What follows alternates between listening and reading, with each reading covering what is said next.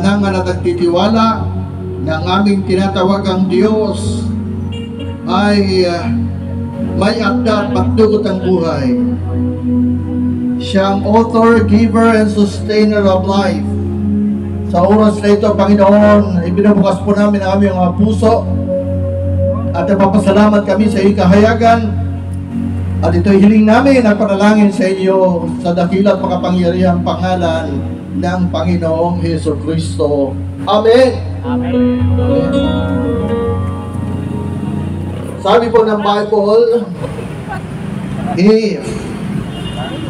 when my people which are called by my name shall humble themselves and pray and turn from their wicked ways, then will I hear from heaven, forgive their sins, and will heal their lands. Pangako po ito ng buhay na Diyos. At hindi siya nagbabago. Siya pa rin noon, ngayon at magpakailanman. Ang mga mananampalataya po na nalig at nagtitiwala kay Kristo Jesus, alam niyo ba? Sila po ang kayang mag-transform this world upside down. Yung faith in Christ ay kaya po magbaliktad ng mundo o anumang gustong pairali ng demonyo sa mundong ito, hindi maaaring makapanagumpay sapagkat siya'y talunan. The enemy is a defeated foe. He just operate by bluff.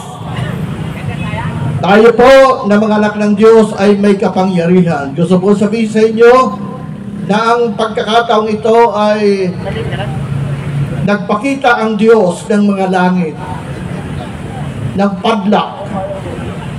Alam niyo po kung anong ibig sabihin ng padlak na ipinakita ni Lord? Ang padlak na ito ay siya ang nagsasara at walang sino man makapagbubukas. Siya ang nagbubukas at walang sino man na makapagsasara. Ang pangalawang ipinakita ay hydrant. Isa pong yung kinukuhanan ng mga bumbero ng tubig. Fire hydrant. Okay po, yun ang ipinakita ng Diyos. Ipinakita sa vision na yung mga pananakot ng Big One at Civil War ay hindi po mapapanaigan sapagkat yung ipinakita ng Lord in case meron pong chaos ay gagamitin yung bagay na yon para stop yung anumang planuhin ng pwersa ng kadiliman.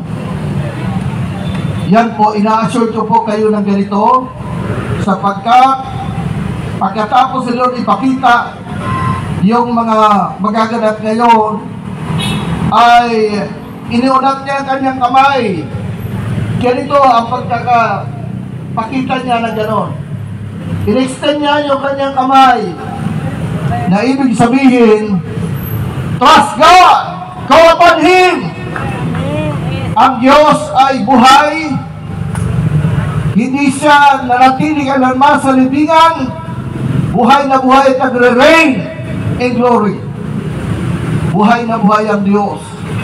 Kung kaya ang bagay nito na inyong naririnig ngayon ay confirmation po ng ipinakita ng Panginoon. Isa pang mga ipinakita ng Lord na bagay ay inassured ang mga tao sa Pilipinas na anuman ang ginagawa tungkol sa lahat ng uri ng mga pandaraya ng demonyo sa buhay ay hindi maaaring makapanagumpay sapagkat siya po ay buhay. Ang ipinakita ng Diyos tungkol dito ay yung pong ang mga tao sa mundong ito, the people of today are victimized by brainwashing po, using yung pong program system of this world. Program system po ang ipinakita ni Lord na ginagawa ng puwersa ng kadiliman para yung mga tao ay i-overtake at panaigan ng kanilang depopulation style. Gusto ng mga puwersa ng kadiliman na tayo'y takutin. Tayo po ay pawalan ng saysay ang anumang pagtitiwala sa Diyos. Pero ina-assure tayo ng Diyos na siya po ay in-extend ang kanyang mga kamay para sa atin upang tayo po ay tulungan at bigyan ng kalutasan ng anumang uri na gaganap sa buhay nito. Yung system po ito, ang system na ito ay devices which controls yung pong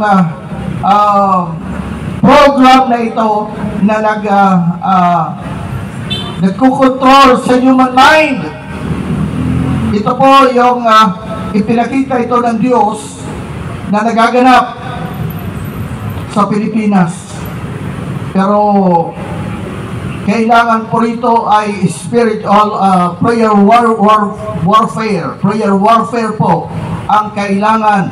At yung medyo mainit sa labanan ay hindi po marapat kaagad na gawin nila ang anumang bagay laban sa nagaganap sa ngayon. Kundi maging maayos at mahinahon at gamitin ang tamang paraan ng spiritual warfare at prayer warfare po, sapagkat kumisa ng tao ay lumalaban ay wala naman siyang suot na full armor of God. Kaya naabdak ang mga anghel dahil sa biglaang paglaban ng Christian pero hindi po fully prepared. Ngayon binabanggit ko sa inyo, pinakita ng Lord sa akin ay kinakailangan i-demolish. We as Christians ay meron pong kakayanan na i-overthrow ang mga wicked plans ng enemy sa ating buhay. We are confronted with the decision to fight a good fight of faith, trusting the Lord sa kanyang magagawa para sa atin. Ina-assure tayo ng Lord na siya ay merong overcoming power sapagkat dinaig niya ang kapangyarihan ng kamatayan at muli siyang nabuhay. Amen! Sabi sa Bible, when Jesus Christ died, He was buried and rose again the third day. Then after this, He has gone up to heaven, seated at the right hand of the Majesty on high. Angels, authorities, and powers are subject to the powers of our Lord and Savior Jesus Christ. Ganun pong ginawa ng Lord. So we believers are victorious. We are triumphant people of God. Hindi po tayo talunan. Marunong lumaban. Amen. Waging a good warfare against the unseen forces of darkness. Yan po ang kayang magawa ng mga mananampalatayang may tiwala sa buhay na Diyos. Tayo po inaasahan ng Diyos na titindig, paninindigan at lalaban sa pananampalataya.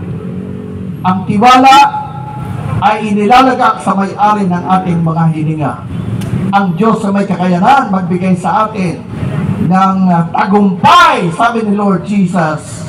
Thanks be to God who gives us the victory through our Lord and Savior Jesus Christ. Amen? Yan po yung nakalaan ni Lord para sa atin. Purihin ng Panginoon. Meron pa pang susunod na magsasalita.